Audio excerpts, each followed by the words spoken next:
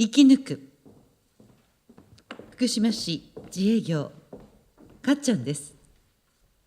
2011年3月16日、震災から5日後に長野の友人宅へ避難しました。2、3日ですぐに福島に帰れると思ったので、気の身気のままで家を出ました。いろいろ考えて長野の学校へ転校することにしました。2011年の4月の新学期から小学校6年生の息子と中学校3年生の娘はお世話になりました。大学生の息子は入学式がなくなり、5月から大学が始まったので埼玉のアパートに移りました。長野での避難生活の中で子どもを守る責任と生き抜く覚悟ができました。長野での避難生活にも慣れてきたある日のことです。娘が学校で友達と喧嘩して授業中抜け出してきました。担任の先生が車で娘を追いかけて大声で娘の名前を呼んだら、娘は反対方向に逃げ出したので、その様子を目撃したおばさんが担任の先生を不審者だと思ったようです。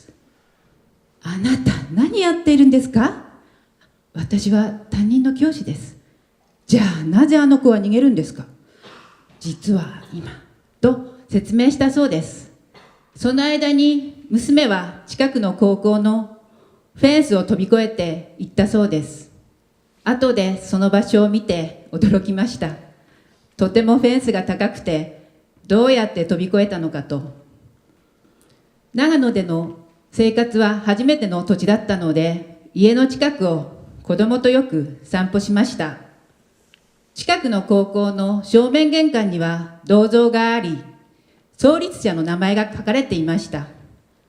この創立者は娘と同じクラスの男の子の曽祖父で、東大卒であることが書かれていました。ある時、社会の授業で S 高校の創立者知ってる人いるかと聞かれて、娘は同じクラスの M 君の曽祖父で東大出てるそうですと言ったら、先生はびっくりして、地元の子が誰も知らないのになぜ転校生のお前が知っているんだと言われたそうです。娘はこの間暇だから近くを散歩していたら銅像に書いてあったと答えたそうです。担任の先生は M 君に、ところでお前の曽祖父はすごいな、お前は突然変異なんだなと言ったそうです。長野での生活の中で娘の高校進学のことや寒さのための光熱費をどうしようかと考えていたとき、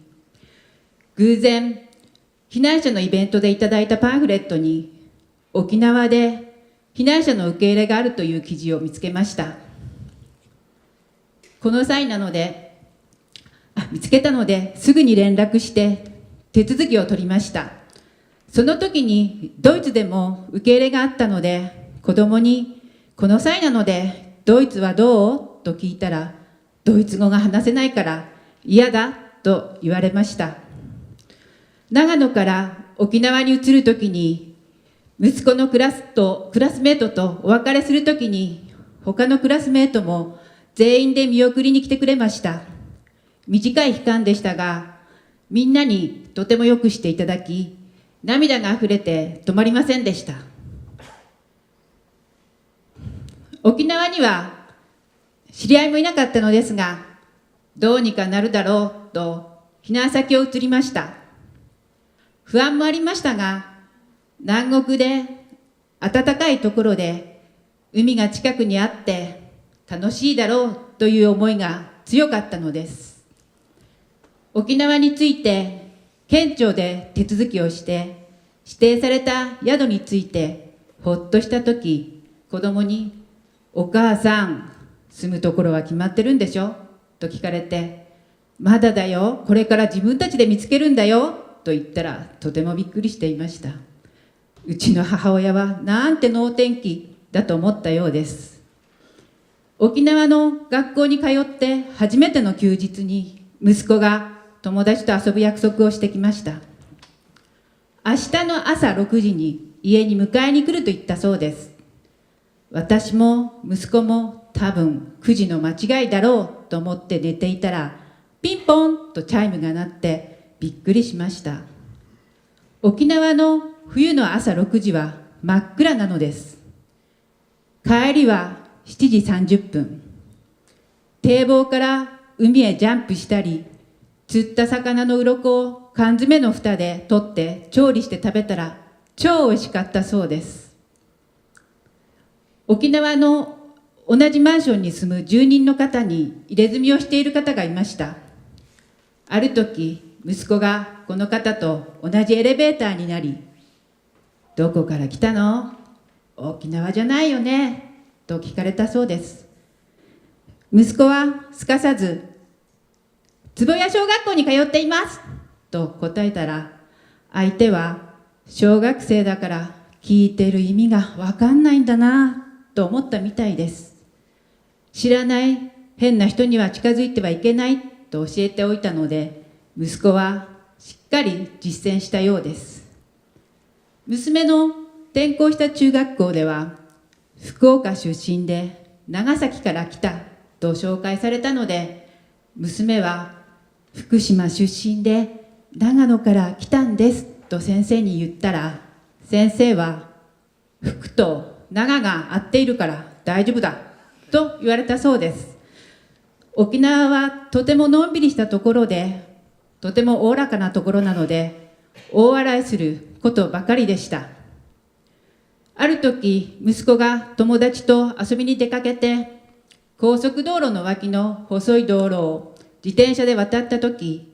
下が30メートルぐらいの崖になっていて、怖くてみんな涙をこぼしながら渡ったそうです。息子も怖くて、みんなと一緒だったから渡れたと言っていました。お互いの信頼がなかったらできないことだと思いました。ある時、モノレールに乗った時、こっちだべー、こうでらんにないという話し声が聞こえたので、そちらの方向を見たら観光客の団体でした。とても懐かしくなり、東北弁が聞きたくて後をついてきました。沖縄に来て東北の知人が誰もいなかったので、とても懐かしい気持ちになりました。沖縄で1年間生活しました。福島にいる両親が体調を崩したので、山形に移ることにしました。沖縄から山形に移るときに仙台空港に降り立ったときに、とてもひんやりした、とても神聖な空気を感じ、東北に帰ってきたと思いました。私宛てにハガキが届いているので皆さんに紹介します。背景、朝晩冷え込みが厳しくなりましたが、いかがお過ごしでしょうか。震災後、難事を明るく乗り越えてきたあなたのことですから、元気にしていることと思います。知らない土地で、たくましく生活して、無事に福島に戻ってこれたことは奇跡ですね。避難先での経験は素晴らしい宝になったと思います。福島のためになることがしたいと言っていたあなたのことですから、大きな夢に向かって頑張っていることでしょう。応援しています。住所は福島県福島市かっちゃん、私からでした。